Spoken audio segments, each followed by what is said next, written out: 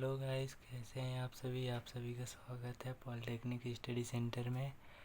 तो आज के वीडियो में हम बात करेंगे यूनिट एंड डायमेंशन के लेक्चर नंबर 3 में।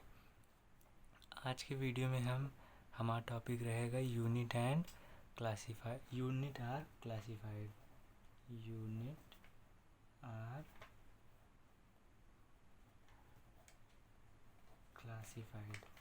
तो आज के वीडियो में यूनिट को हम अच्छे से क्लासीफाइड करेंगे, इसके टाइप्स के और भी कई बारे में। तो देखिए गाइस, वीडियो स्टार्ट करने से पहले वीडियो को लाइक कर दीजिए, चैनल को सब्सक्राइब कर दीजिए और बेल आइकन भी प्रेस कर दीजिए, क्योंकि हमारी आने वाली लेक्चर आप तक आसानी से पहुंच सके। और गाइस, अगर वीडियो अच्छा नहीं होगा तो आप जब कमेंट करके ज़रूर बताइएगा, और जो जो कमियां होंगी हम उसको ज़रूर सुधारेंगे। तो गाइस, वीडियो को स्टार्ट करते हैं। तो there are two types of units. There are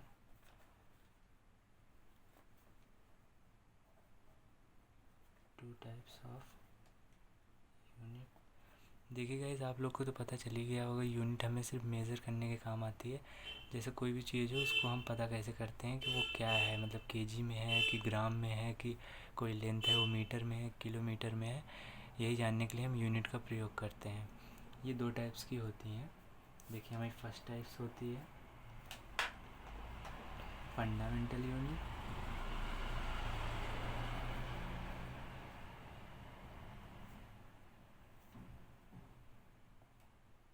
हाँ, सेकंड नंबर होती है हमारी डिराइव्ड यूनिट।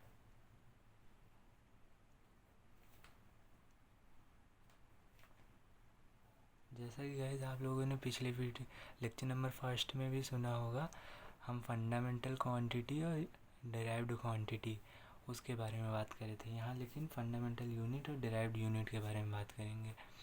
ये दोनों कुछ सेम ही होती हैं। अगर आप उसकी भी डिफिनेशन याद कर लेंगे तो वह आपको बहुत ज़्यादा आसान हो जाएगा। और गाइस, ये तो अभी बस शुरुआत है, इसलिए हम लोग बेसिक से स्टार्ट कर रहे हैं, क्योंकि अभी आपके पास बहुत सारा टाइम है, तो आप अच्छे से पढ़ सकते हैं। और ये सब चीज़ें आपको जैसे कोई कंपटीशन एग्ज़ाम हुआ वहाँ पे ज़्यादा काम आती है, वहाँ पे ये छोटी छोटी चीज़ें पूछी जाती हैं आपसे। अब जैसे हम फर्स्ट नंबर ले लेते हैं फंडामेंटल यूनिट। हम आप लोग को देखिए वहाँ पे कैसे क्वेश्चन पूछे जाएंगे कि difference between fundamental unit and derived unit, difference between fundamental quantity and derived quantity. तो वहाँ पे आपके ये सबसे ज़्यादा मोस्ट पॉपुलर क्वेश्चन है, यही डिफरेंस दोनों का पूछना। और ये भी पूछ लेता है some examples of fundamental unit and derived unit, दोनों में डिफरेंस क्या होता है, रिलेशन क्या होता है, सब चीज़ पूछ सकता है, आप सब चीज़ बता सकते हैं। तो गाइस, वीडियो में आके देखते जाइए, आपको सब पता चल जाएगा अच्छे से फंडामेंटल यूनिट क्या होती है और हमारी डिराइव्ड यूनिट क्या होती है। ठीक है गाइस, फंडामेंटल यूनिट चलते हैं इसमें। अब देखिए, एक आप नोट्स बनाते चलेंगे तो आपको अच्छा रहेगा कि मतलब कभी आप रिवाइज़ करना चाहते हैं तो अच्छे से रिवाइज़ कर सकते हैं। तो यहाँ से हम एक बार पहले डिफिनेशन लिखा देते हैं। The units selected for the measurement.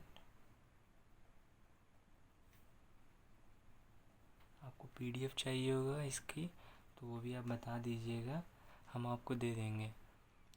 Of their basic quantities,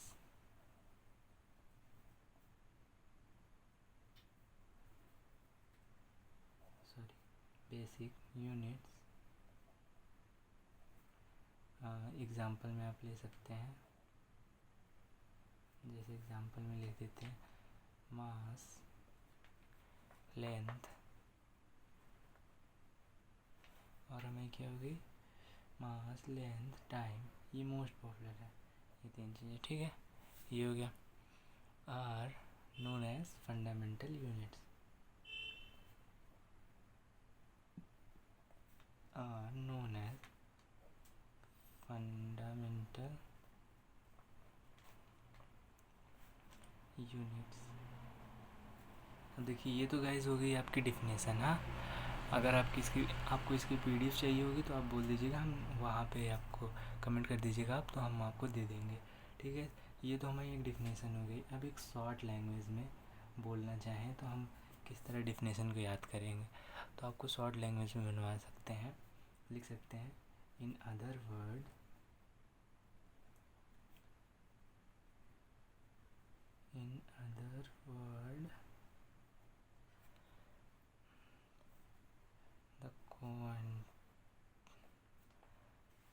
the units are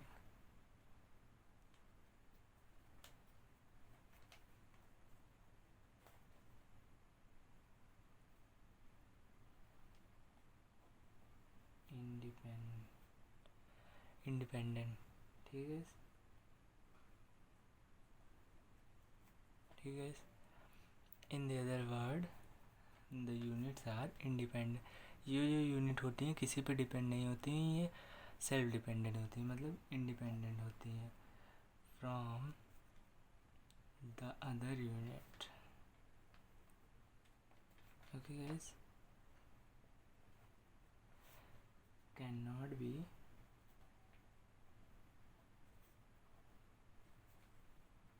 derived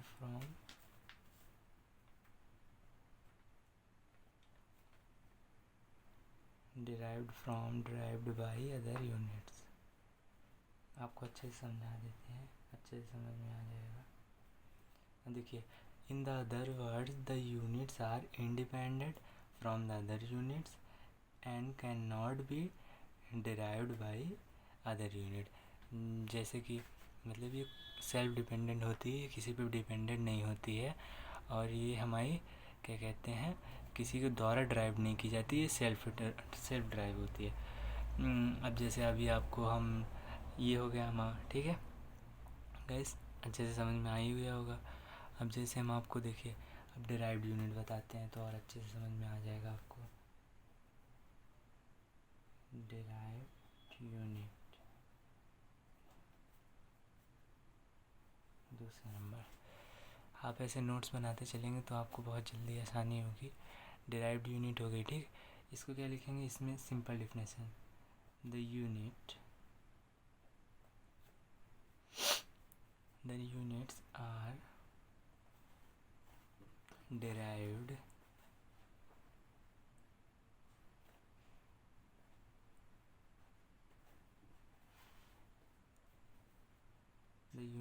derived from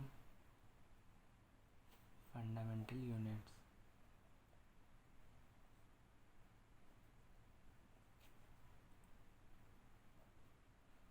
मतलब एक तरह से वो डिराइव्ड यूनिट वो होती है जो हमें फंडामेंटल यूनिट्स पे टोटली डिपेंडेंट होती है। अब आप इसको इन अदर वर्ड्स में भी करके लिख सकते हैं। In other words the units are totally dependent on the fundamental units and can be derived by fundamental unit one and more than fundamental units. जैसे कि आपको लिख के भी दिखा देते हैं, कोई उसमें बड़ी बात नहीं है, लिख दे रहे हैं, छोटा सा ही डेफिनेशन रहेगा, वो आपको इजी पड़ेगा। इन other words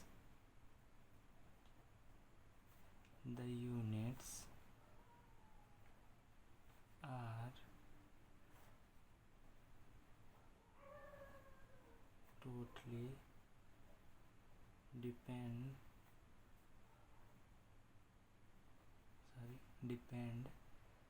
from the fundamental units।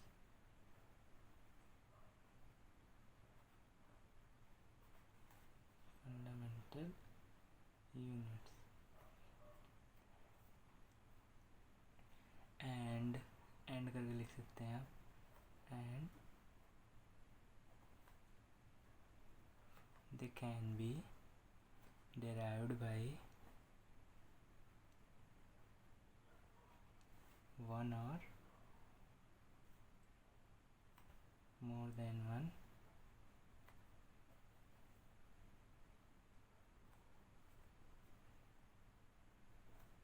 fundamental units।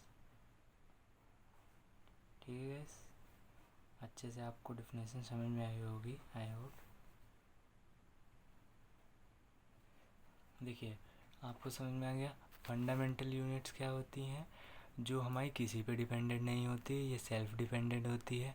इसका एग्ज़ाम्पल हम पुराना एग्ज़ाम्पल ले सकते हैं जो आपको पिछले फर्स्ट लेक्चर में बताया गया था, कि वही एक घरेलू एग्ज़ाम्पल, जैसे हमारा ब्रेड पकौड़ा बनाना है और हमें पकौड़ी बनानी है, दोनों में हमारा बेसिक क्या होता है, बेसन होता है।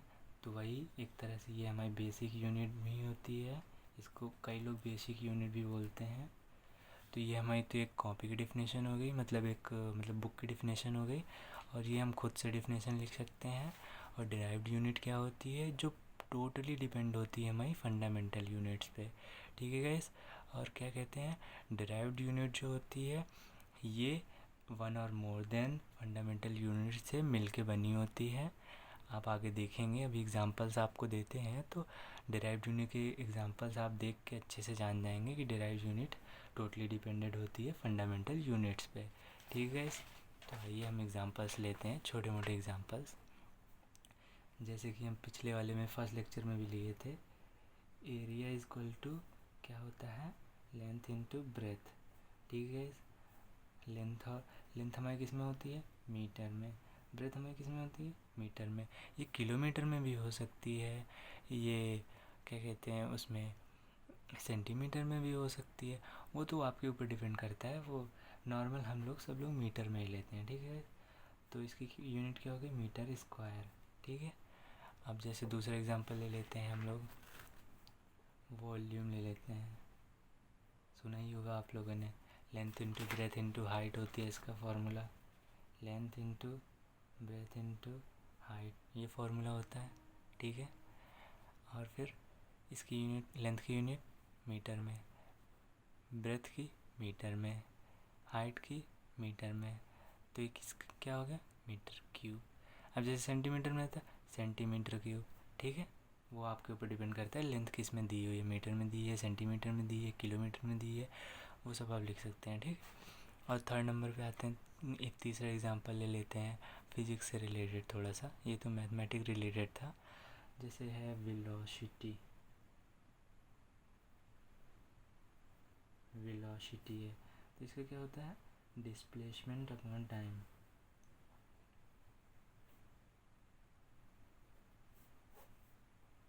ये होता है डिस्प्लेसमेंट अपॉन टाइम।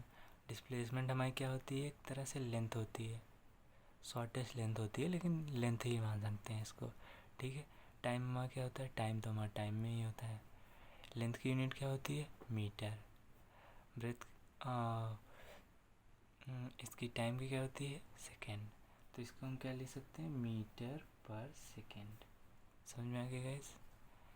अब देखिए, जैसे हम मान लेते हैं और एग्जांपल ले लेते हैं फिज़िक्स का ही, जैसे आप लोगों ने बहुत सुना होगा एक्सेलरेशन, सुना ही होगा आप लोगों ने एक्सेलरेशन। इसका फॉर्मूला क्या होता है, वेलोसिटी अपॉन टाइम। समझ गए आप, velocity upon time, velocity upon time, ठीक। अब वेलोसिटी की यूनिट हम लोग निकाले ही हैं, मीटर पर सेकेंड। इसकी क्या होती है, इसकी भी क्या होती है, सेकेंड होती है। तो सेकेंड यहाँ अपॉन में है तो नीचे आ जाएगा, ठीक। तो metre upon second into second हो जाएगा। तो इसको लिख सकते हैं मीटर पर सेकेंड स्क्वायर, हो गया। ये भी यूनिट निकल आई, आप लोग को यूनिट निकालना चल आ गया। इसी तरह डायमेंशन भी निकालते हैं, वो आगे आपको हम बताएंगे लेक्चर्स में। यहाँ तक तो आपको समझ में आ गया, मीटर पर सेकेंड स्क्वायर हो गया, समझिए। हम जैसे एक और एग्जांपल ले लेते हैं फिज़िक्स का ही, फोर्स का। फोर्स का जैसे होता है मास इनटू एक्सेलरेशन, ठीक है। अब मास की यूनिट क्या होती है, मास की यूनिट होती है में केजी, ठीक है, अपॉन में। अब देखिए एक्सेलरेशन की हमने निकाला ही था, मीटर पर सेकेंड स्क्वायर, यहाँ पे मीटर पर सेकेंड स्क्वायर लिख देंगे, तो मीटर ऊपर चला जाएगा क्योंकि ये अपॉन में है, तो क्या हो जाएगा kg मीटर पर सेकेंड स्क्वायर। ठीक है, ऐसे आप किसी की भी यूनिट निकाल सकते हैं। तो आपको हम होमवर्क दे सकते हैं ना। आप देखिए यूनिट निकाल के लाइएगा, आप कमेंट कर सकते हैं, इंस्टाग्राम पे भेज सकते हैं, हम आपको रिप्लाई ज़रूर देंगे। अब जैसे आपको हम कुछ एग्जांपल्स दे देते हैं, आप उसको घर से करके आ सकते हैं। जैसे मान लीजिए कि फर्स्ट हम दे देते हैं वर्क, दे देते हैं आपको। ठीक है, वर्क। ठीक है, अब सेकंड नंबर आपको हम दे देते हैं, ओ क्या दे दें, प्रेशर दे देते हैं। ठीक है, प्रेशर। अब थर्ड नंबर हो गया। अब थर्ड नंबर हम आपको क्या देते हैं, स्ट्रेस दे देते हैं। ठीक है, स्ट्रेस। ठीक है, अब देखिए फोर्थ नंबर आप लिख लीजिए अपना इम्पल्स। ठीक है, अब फिफ्थ नंबर लिख लीजिए, फिफ्थ नंबर कोई, हाँ, काइनेटिक एनर्जी दे देते हैं कि। ठीक है, ये हो गया। अब देखिए यहाँ पे, सॉरी गाइस, यहाँ पे बहुत सारे बच्चे होंगे जिनको इसके भी फार्मूलाज भी नहीं आते होंगे, तो आपको टेंशन लेने की कोई बात नहीं है। जैसे आपको हम होमवर्क देते जाते हैं, जैसे आपको ये सब तो फार्मूला याद ही हो गया होगा। Area equal to length into breadth होता है, volume equal to length into breadth into height होता है, velocity equal to displacement upon time होता है, acceleration equal to velocity upon time होता है। और इसकी यूनिट भी आपको याद हो गई होगी, वेलोसिटी की मीटर पर सेकंड होती है, एक्सेलरेशन की मीटर पर सेकंड स्क्वायर होती है। जो कंपटीशन एग्ज़ाम होता है उसमें ये सब यूनिट्स वगैरह छोटी मोटी चीज़ें ज़्यादा पूछी जाती हैं। अब जैसे फोर्स हो गया, मास इनटू एक्सेलरेशन होता है इसका फॉर्मूला, ये आपको भी पता है, इसकी यूनिट भी पता चल गई, केजी मीटर पर सेकंड स्क्वायर। ठीक है, ऐसे ऐसे आपको धीरे धीरे फार्मूलाज पता चलते जाएंगे, लेकिन अगर आप ध्यान नहीं देंगे तो आप बाद में यही सोचेंगे कि हमें फार्मूला नहीं याद है। यहाँ पे हम आपको एक हिंट दे देते हैं, फार्मूला बता देते हैं आपको, लेकिन यूनिट्स आपको निकाल के ही आनी पड़ेगी। लेकिन हाँ, आप फार्मूला याद कर लेंगे तो आपके लिए ज़्यादा बेटर पड़ेगा, क्योंकि एग्ज़ाम में फार्मूला बेसिक क्वेश्चन आते हैं, तो वहाँ पे आपको फार्मूला के कारण आपको बहुत ज़्यादा आसानी होगी क्वेश्चन सॉल्व करने में। ठीक है गाइस, अब जैसे वर्क का फार्मूला बता देते हैं, फोर्स इनटू डिस्प्लेसमेंट होता है। ठीक है, ये हो गया। ठीक है गाइस, अब प्रेशर इक्वल टू क्या होता है, फोर्स अपॉन एरिया होता है। ठीक, फोर्स अपॉन एरिया। अब देखिए वर्क है, फोर्स इनटू डिस्प्लेसमेंट होता है। ठीक है, अब फोर्स का आप तो निकाल ही चुके हैं, केजी मीटर पर सेकंड स्क्वायर, और डिस्प्लेसमेंट का आपको पता ही है, तो इससे आप निकाल सकते हैं आसानी से। अब प्रेशर में क्या है, फोर्स अपॉन एरिया, फोर्स का बता ही दिए, एरिया का ऊपर पता था। ठीक है, दोनों के हिसाब से रख के आप यूनिट निकाल सकते हैं। ठीक, अब स्ट्रेस का क्या होता है, स्ट्रेस का भी हमारा फोर्स अपॉन एरिया होता है। ठीक है, ये आपको एक फार्मूला पता चल गया इससे ना। और अब हमारा इम्पल्स का क्या होता है, इम्पल्स का होता है फोर्स इनटू टाइम। देखिए जो शॉर्टेस्ट टाइम होता है उसी वही हमारा इम्पल्स होता है। जैसे कुछ ही पल में हम चले गए कहीं कहीं, तो वो हमारे इम्पल्स में गिना जाएगा। ठीक है, अब काइनेटिक एनर्जी का तो फेमस ही है ये फार्मूला, 1/2 मास इनटू वेलोसिटी का स्क्वायर। ठीक है, हाफ mv², सबको पता है। देखिए काइनेटिक एनर्जी में मास का आपको पता ही है, वेलोसिटी आपने निकाला ही है, उसी का स्क्वायर कर देंगे, और हाफ का हाफ कांस्टेंट रहेगा ही रहेगा। लेकिन वो यूनिट में तो जुड़ता नहीं है, क्योंकि कांस्टेंट है तो हट जाएगा, इसलिए इन दोनों के जुड़ेगा तो इन दोनों की यूनिट आप आसानी से लिख सकते हैं। तो दोस्तों आई होप आप लोग को लेक्चर्स अच्छे से पसंद आ रहे होंगे। अगर वीडियो अच्छी नहीं बन रही है तो आप कमेंट करके बता सकते हैं। और गाइस हम यही चाहते हैं कि आप बेसिक से पढ़ें तो आपको ज़्यादा समझ में आएगा, क्योंकि आपके एग्ज़ाम जो आने वाले हैं फर्स्ट सेमेस्टर के, उसके लिए आपको कॉलेज में तो ज़्यादा पढ़ाया नहीं जाएगा, इसीलिए हम यहीं पे कोशिश करते हैं कि पूरे अच्छे तरीके से पढ़ा सकें। तो गाइस वीडियो को लाइक कर दीजिए और चैनल को सब्सक्राइब कर दीजिए, और अपने दोस्तों को भी शेयर करके आप बुलाइए, उन्हें भी कहिए कि आप क्लास ले सकते हैं। अगर दोस्तों आप किसी भी सब्जेक्ट की क्लास लेना चाहते हैं आप कमेंट में बताइए, हम उसकी क्लास आपके पास जल्द से जल्द लाएंगे। और दोस्तों वीडियो कैसे लगी कमेंट करके ज़रूर बताया करिए। थैंक यू गाइस, जय हिंद।